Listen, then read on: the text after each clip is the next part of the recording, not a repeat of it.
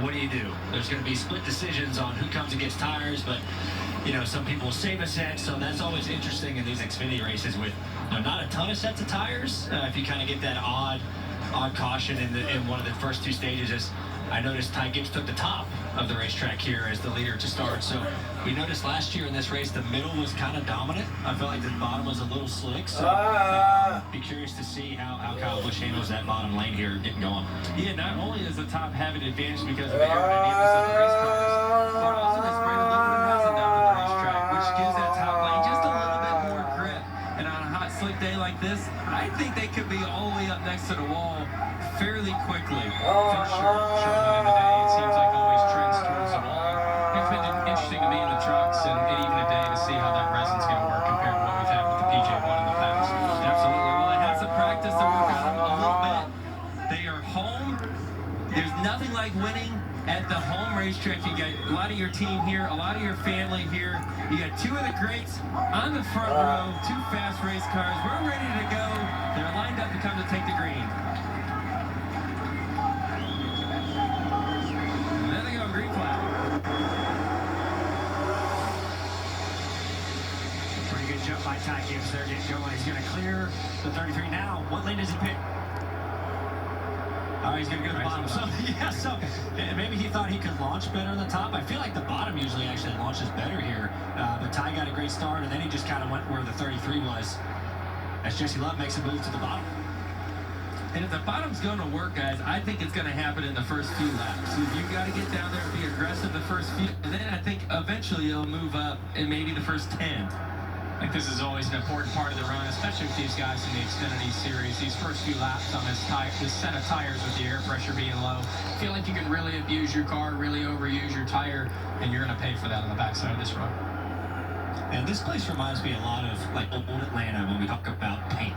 There's really big blue and white painted lines there on the bottom of the racetrack, as you can see, and it's really important to hook your left sides on it. I feel like there's a lot of grip, and especially as the run goes longer and longer, if you're going to make a pass down there, it's really important to try to aim for that paint, just because it's really important to be able to grip up your left sides a little bit. Yeah, that paint has more grip just because it's more of a solid surface, right? It doesn't have all the aggregate there, and it's just more contact patch for the tire to grip to. As you see, almost 3-0 contact down the back straightaway. Austin Hill 3 wide for a minute, taking advantage of that opportunity of that slow momentum. And you see right there, Austin Hill, right down, left side, on the paint, wrapping the line, long, long way around the corner. And this is where Justin Allgaier's got to make a decision. Who do I want to push? Which lane do I think is going to be able to be better? Which car is faster? He doesn't know. It's early in the race. It's 4 laps in. He don't know who's faster. Here's a replay of a bump off of the corner in turn 2. Little contact with Cole Custer. Austin Hill seeing that, taking advantage. In a tough spot for the 21 right there, right? The 18 on the outside. He's not wanting to give up that spot. He's going to hold it down, not too tight, enough to kind of slow the 21 up and get back front of him. Austin Hill's in a tough spot. He's got the 18 tied on the floor.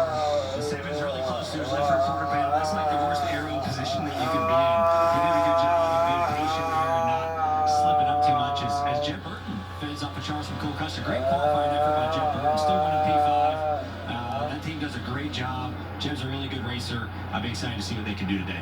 And that's the difference from hitting the paint or not. You saw Cole Custer in the yellow car to 00 was able to close up some of that gap. Burton missed the bottom just a little bit. That's worth a car length, maybe 2, and able to close up on him. That's why he says you almost got to be a surgeon out there. You got to be just so precise to hit your marks.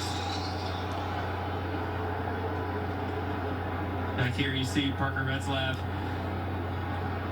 racing back here, trying to make their track position up, like we said early in the race. They're 2 or 3 wide. They are all over the place. Some strong cars back there. You got Noah Gragson coming in the picture. He started a little bit deep in the field. Chase Elliott trying to work his way up to the field. And these guys want to get up in this first stage, get their track position so they have that advantage for the rest of the race. Well, we saw Chase Elliott right there. We know he's going to be fast. He's a fantastic race car driver. He's a NASCAR champion. He's up 10 spots already. Had a poor qualifying effort because he got free. Lost a lot of momentum. So he's going to be looking to make up those spots quick. And these guys still going at it. Justin Allgaier got a little 2 for 1. He went in behind the 21 and the 18 and had an amazing corner off a turn. These guys can't get away from each other. Eventually one of these guys is going to get fed up, right?